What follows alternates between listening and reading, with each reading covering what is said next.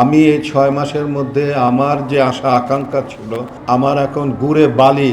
তো যখন কথা বলবেন, কথা যদি কেউ না শোনে তাহলে সেই কথার কিন্তু কোনো মূল্য নাই কিন্তু। তো এই অবস্থা চলছে। পাশাপাশি আজকে আমি আমার দেশের থেকে আমার ভাই আসছিল, চাচাতো ভাই। তার কাছ থেকে আমি যা শুনলাম আর কি, আমরা তো অনেক কিছুই ভাবছি, কিন্তু যে পরিস্থিতি চলছে দেশে, এটা ঢাকা শহরে বসে থেকে আমরা সেটা উপলব্ধি করতে পারছি কি না, এটাও একটা বিষয়। কিন্তু আমি কখনোই আমার সেই ভাইটিকে, সাধারণত ট্রেনে যায়, খুব সকালে যায়, কিন্তু এবার কিন্তু আমি তাকে সকালে যেতে দিতে পারিনি কিন্তু, কারণ তার সঙ্গে টাকা ছিল, পয়সা ছিল। আমি কিন্তু তাকে বলছি যে না, তুমি সকালবেলা যেও না।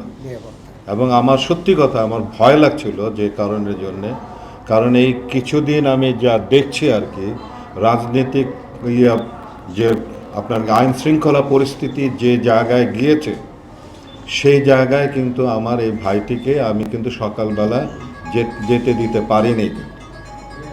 তো এই পরিস্থিতির মধ্যে আমরা চাচ্ছি, আমরা সকলেই চাওয়া যে, কারণ চাওয়াটার পিছনে যৌক্তিক কারণটা হলো গিয়ে যে আমরা দীর্ঘ 16 বছর পর আমরা যে জায়গায় এসে উপস্থিত হয়েছিলাম, আমরা যে জায়গাটি অর্জন করেছিলাম, সেই জায়গাটি এই 6 মাসের মধ্যে আস্তে আস্তে আস্তে আস্তে আমরা দেখছি যে সেটি চুপসে যাচ্ছে।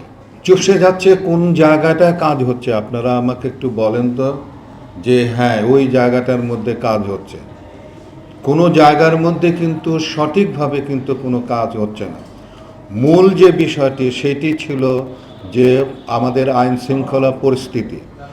শৃঙ্খলা পরিস্থিতিটা এতটাই খারাপের দিকে আছে যে সেইখানে কিন্তু আমাদের যিনি উপদেষ্টা, ওনার কিন্তু সেই সামর্থ্য নেই নাই, অথচ এরকম একজন লোককে এখনো পর্যন্ত সেই জায়গায় বসেই রেখেছে। প্রত্যেকটা জায়গার মধ্যে কিন্তু যে সমস্ত উপদেষ্টারা আছেন, শুধুমাত্র আমি বলবো যে অর্থনৈতিক জায়গাটা কিছুটা ভালো করেছে, এছাড়া কিন্তু অন্যান্য জায়গাগুলো কিন্তু কোনো রকমের কোনো কাজ কিন্তু হচ্ছে না। তো সেই জায়গায় যদি কাজ যদি না হয়, যদি আমরা দেখি যে কাজ হচ্ছে না, তাহলে আমরা আশা কিভাবে রাখবো?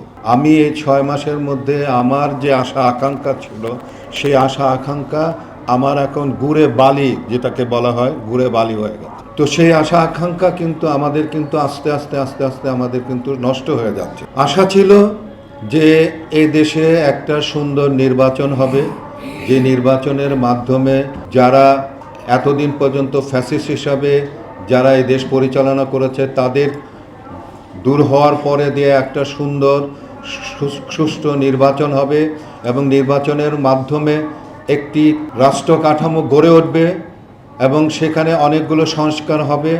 এই সমস্ত কিছু কিন্তু নিয়ে যে রাষ্ট্রটি তৈরি হবে, সেই রাষ্ট্রটি হবে মানুষের আশা আকাঙ্ক্ষার রাষ্ট্র।